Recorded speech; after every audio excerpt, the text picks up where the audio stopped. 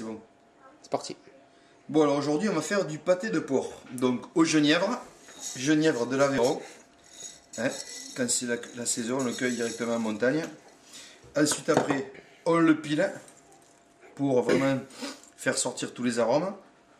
Donc la chair à pâté qu'on a là. Donc il y a de la gorge de porc, il y a de la longe, il y a différents morceaux, sel, poivre. Ok.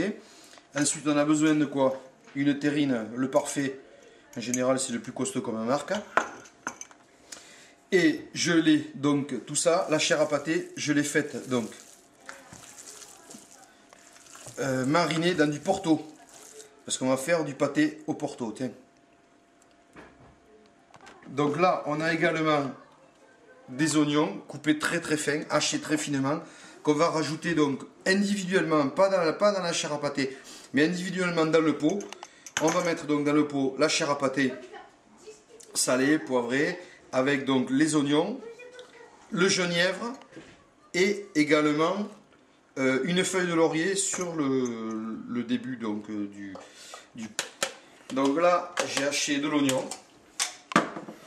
L'oignon en fin de compte ça va donner du goût dans la préparation avec donc le porto, la chair à pâté, le genièvre et on mettra également sur le dessus du pot une feuille de laurier pour que tout ça en fin de compte donne de l'arôme.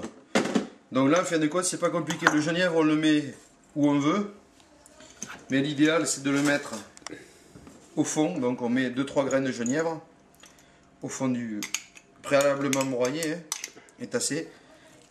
Donc ensuite après on met un peu de chair à pâté, c'est-à-dire c'est de la gorge, de la longe, différents morceaux de porc. Là on peut rajouter un petit peu d'oignon. On rajoute encore de la chair à pâté. En fin de compte on remplit le pot. Hein.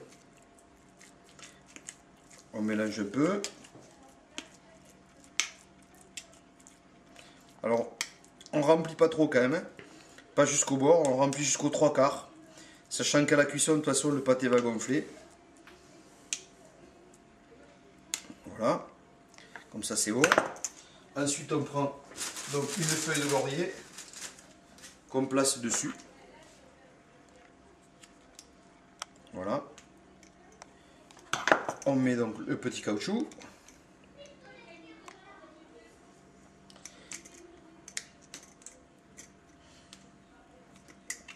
Hop, et bien on va y arriver quand même.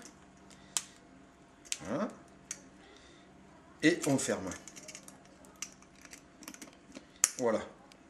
On a un bocal bien fini. Alors ce qu'il faut regarder surtout, c'est qu'il n'y ait pas trop de vide là, à ce niveau.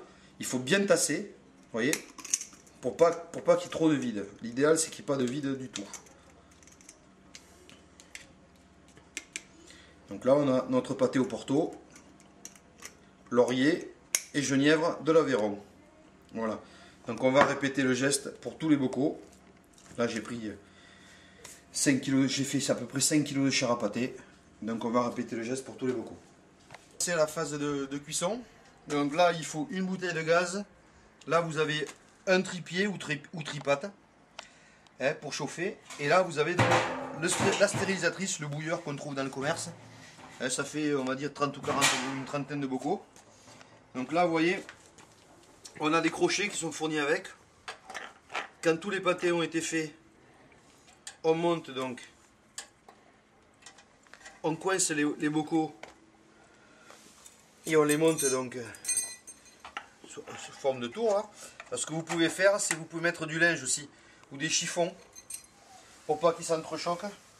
En général, si vous montez en température doucement, il n'y a pas de problème, ils ne s'entrechoquent pas. Donc, pour les pâtés, la cuisson c'est 1 heure à partir du point d'ébullition. On verra plus tard que pour les jambonneaux, tout ça et tout, votre charcuterie c'est un peu plus long, c'est 2 heures. Et donc, effectivement, à l'issue de la cuisson,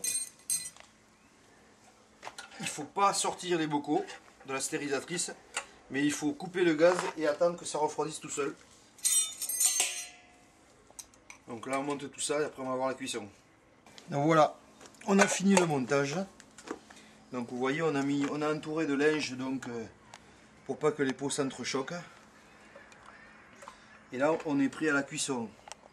Donc on va mettre tout ça dans la stérilisatrice.